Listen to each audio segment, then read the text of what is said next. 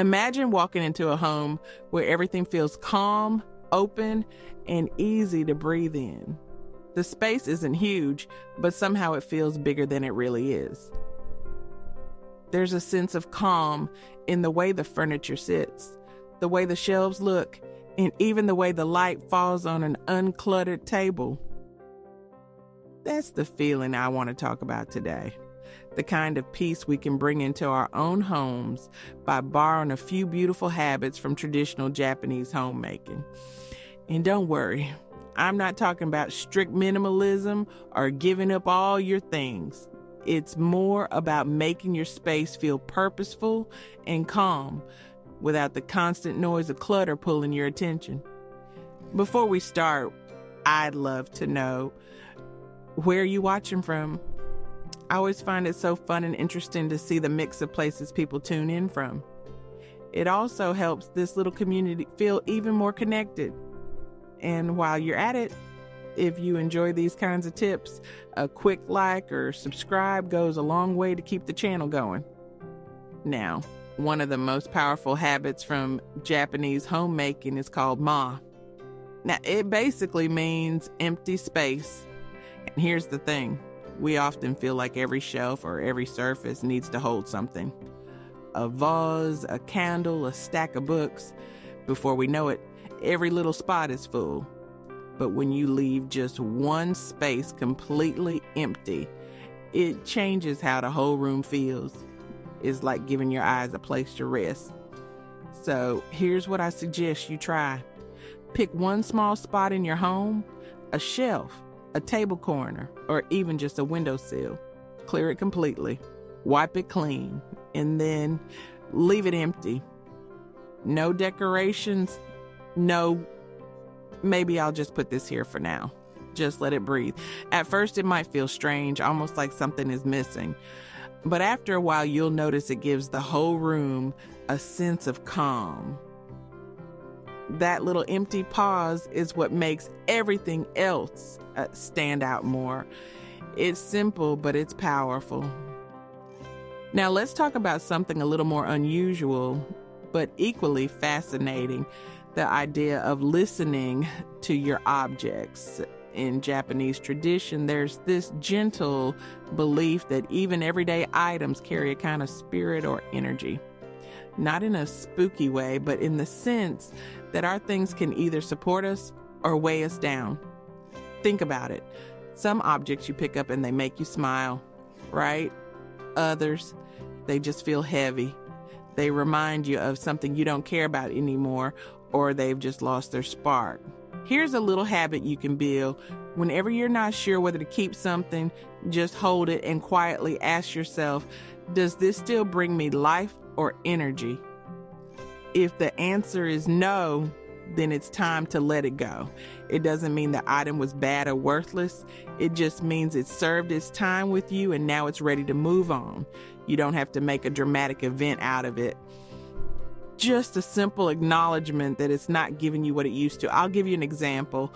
I once had this set of mugs I picked up years ago. They were fine, nothing wrong with them, but every time I reached for one, I skipped it and grabbed another. One day, I realized I never actually enjoy using them. They just sat there taking up space. So I thanked them, put them in the donation box, and suddenly my cabinet felt lighter. And now, the mugs I do keep, they're the ones I genuinely like reaching for every morning. It's a small shift, but trust me, it makes a difference. Let me ask you this. If you open your drawer or cabinet right now, could you honestly say that everything inside feels useful or enjoyable? Or are there things sitting in there that you avoid but haven't gotten rid of yet? This question isn't about guilt. It's about awareness. Because once you start paying attention, you'll notice how much easier your daily routines feel when everything around you feels alive and welcome. The beauty of these habits is that they're not about emptying your home until it looks like a magazine. They're about making your space work with you, not against you, creating little pockets of calm and letting go of things that don't serve you anymore. It's about respect, both for your home and for yourself. And the truth is, once you start practicing this with small things, it naturally spreads to the bigger areas of your home. You begin to see clutter not just as stuff, but as a weight that you don't need to carry anymore. It's freeing, but in a gentle, doable way, not some huge overhaul that leaves you exhausted.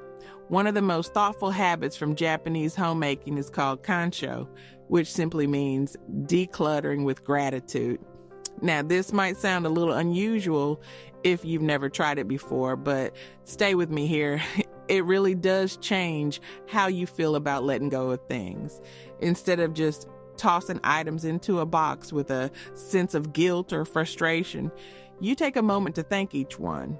You hold it in your hands, acknowledge the role it played in your life, and then let it go. It doesn't have to be a long ceremony.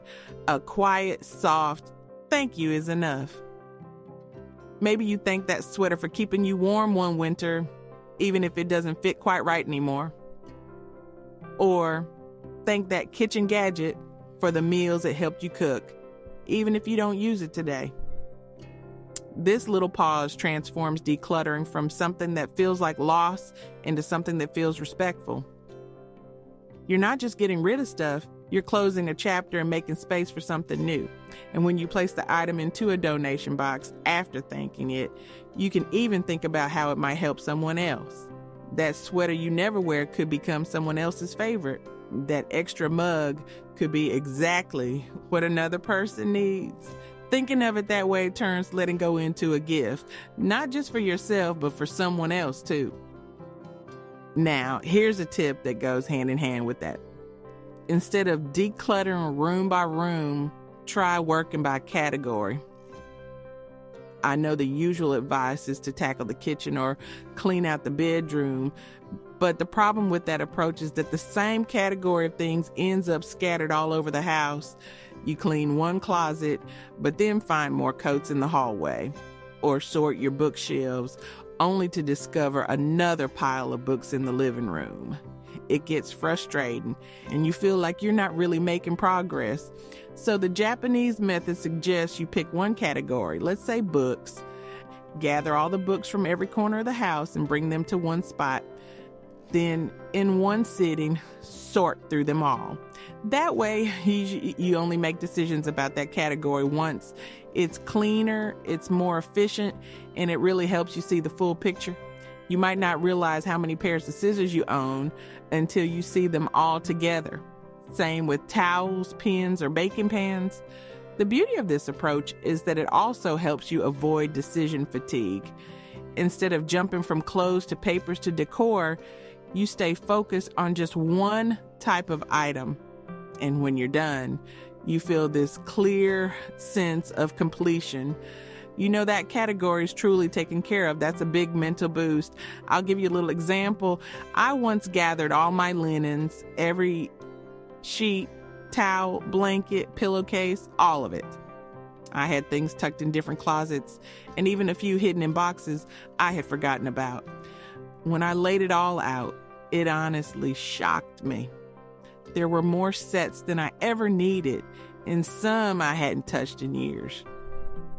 Seeing them all in one pile made the decision much easier. I kept the best, most loved pieces, and the rest went into the donation bag. Now, every time I open the linen closet, it's neat, simple, and easy to use. No digging through piles or wondering what's clean. Let me ask you, if you were to pick one category in your home to gather and sort right now, what would it be? Clothes? Papers? Maybe those kitchen gadgets that seem to multiply when you're not looking? It's interesting how just thinking in categories can completely change how you see your things. The nice part is you don't have to do this all at once. You can make it a slow, steady process. Pick one category per week or even per month. Over time, you'll notice how much lighter your home feels. You'll also start to enjoy using the things you keep because they're truly the ones you value. What I love most about these two habits, thanking items and decluttering by category, is that they bring order without harshness. There's no throw everything away mindset. Instead, it's about showing respect to what you own and respect to yourself by keeping only what matters. And honestly, that feels a whole lot better than just filling a trash bag and shoving it out the door. Another wonderful habit from Japanese homemaking has to do with how you store your belongings. And I have to say, once you try it, you'll probably never go back. It's called vertical storage, or taichiki. Instead of stacking things flat on top of each other, you fold or arrange them so they stand upright, almost like books on a shelf. Think about your dresser drawers for a second.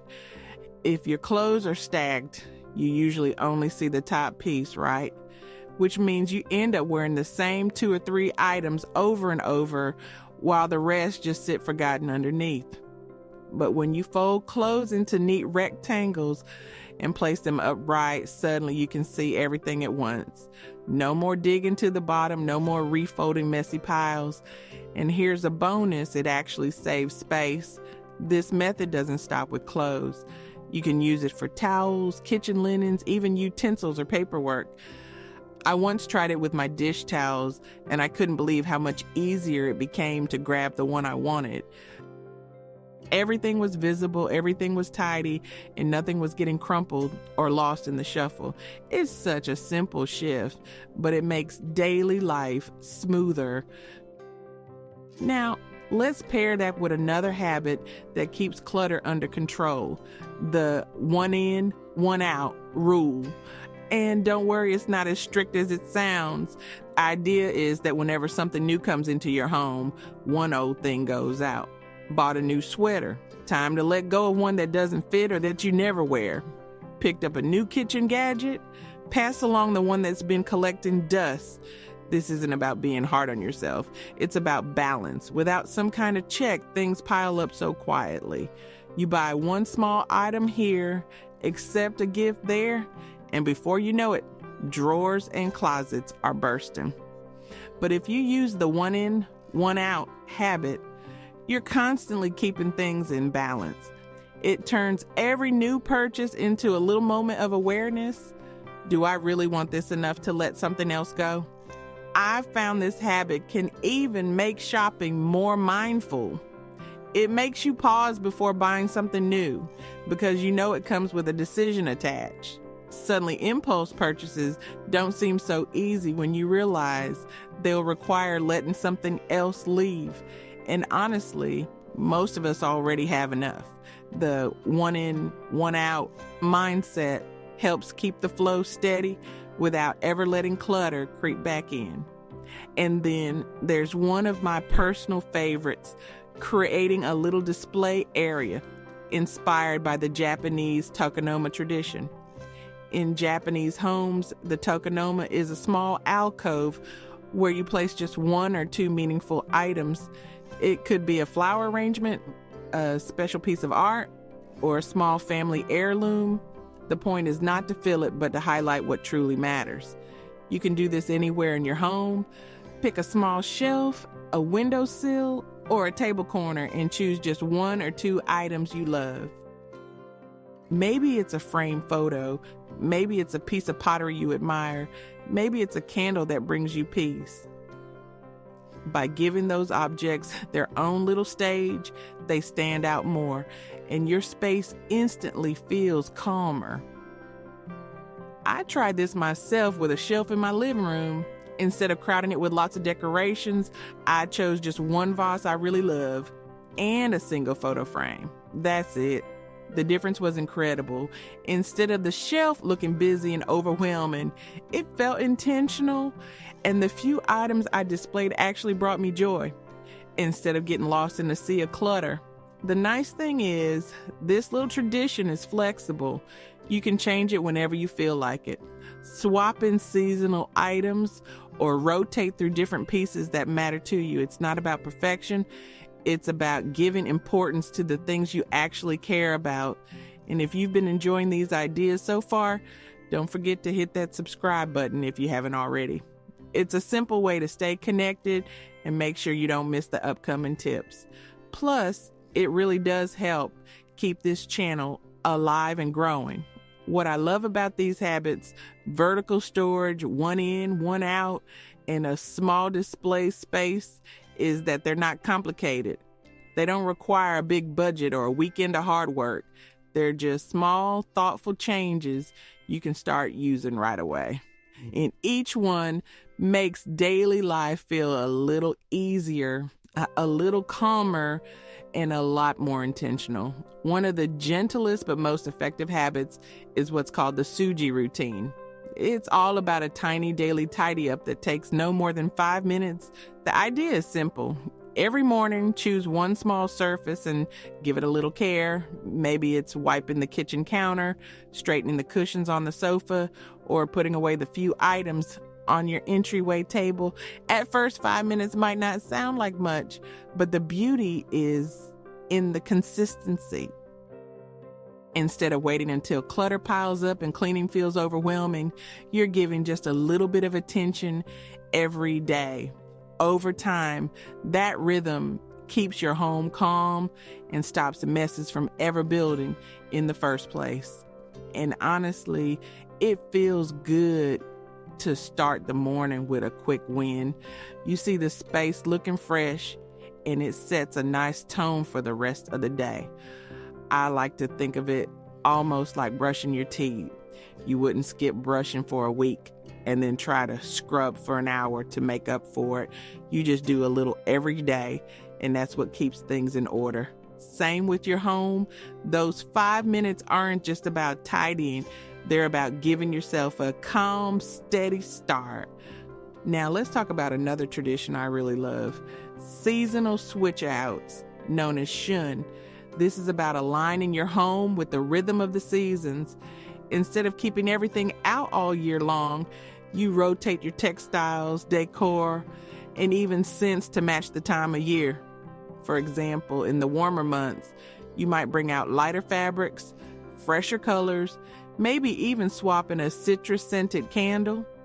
In the colder months, you could pull out heavier throws, deeper colors, and warmer scents like cinnamon or vanilla.